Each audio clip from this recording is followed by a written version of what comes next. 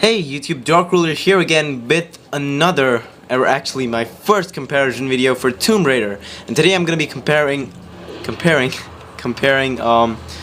game with and without TressFX. Now TressFX is AMD's sort of like reply to PhysX from NVIDIA, and this should give you guys hair like never before. It's like keratin, you know, the treatment that women do. How would I know? Yeah. So I've turned off VSync for this so that my frame rate is basically unlimited. I've turned off I've turned hair quality to normal first. I'll turn it to TressFX on my second test just to see how poorly it does or how badly it does. So right now it's gonna be normal. Everything else is maxed out. It's set to quality ultra. So yeah, FXAA is pretty much the best AA for this game. SSAA definitely kills the game. It kills your frame rate. I'm still gonna keep it on FXAA. I don't want it to be none. So yeah, that's gonna be our setup right now. Let's see how well it does. Let's check if it's all there. Everything's fine. Not default. Close it up and go back. Now let's start the benchmark. Right, we're already 1 minute into this video. You guys have seen the settings. You're gonna see the next settings pretty soon. So yeah, this is the benchmark. I'm running on a 7950 from Club 3D, as you've seen in my unboxing video. If you've seen it, you can go click the link in the description, which I'll definitely hopefully put there. Also, it is slightly freaking awesome.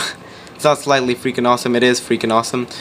Other than that, I'm running on an older CPU, so it does bottleneck my GPU, which is a 7950. My CPU is an E8400, 8400. Yeah, it is pretty old. I will overclock it pretty soon, or I'll just buy a new one, for probably the Bulldozer, or you know, the i7, something around that range.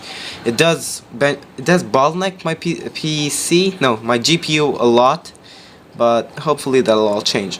Now, let's see how well it did without TressFX on, with her normal hair. As you can see, the normal hair is right there.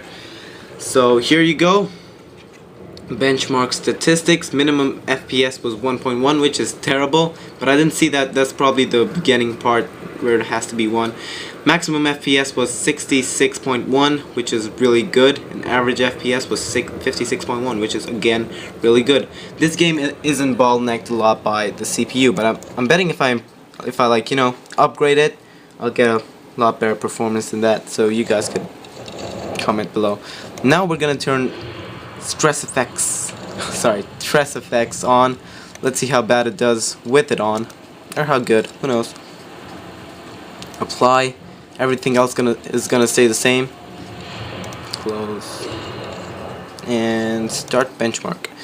Now, the reason I'm recording this with my camera instead of my, you know, trusty, lovable Fraps program is because it takes a lot out of the frame rates, and you won't get an accurate result, at least as accurate as this. So yeah, I could run Frap test for you guys. If you want one, just comment below. As you can see, the hair is responding to the wind pretty nicely. There are now separate strands of hair which look really good actually. Sorry if I'm going off screen a little bit. I'm holding it on my hand, not on a tripod or a bipod. Yeah, but yeah, I'm not holding it on a tri/bipod. It's just on my hand, and appreciating the visuals. This game does look pretty fantastic, pretty good. Now, I will be doing more videos. I'll be doing Crysis 3, although Crysis 3 doesn't run perfectly on any PC. I do get a solid 30 frames per second while recording on high, very high, a mixture of both of them. Very high does take some stuff off. They need to improve it in the Catalyst beta drivers, hopefully a newer one.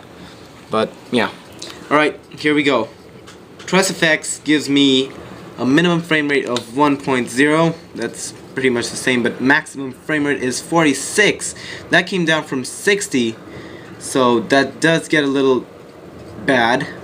But I do think the max frame rate doesn't matter as long as the average frame rate is good, which is 38.5. It is playable, but it's not the best. So is TressFX worth it? You guys saw it, you decide.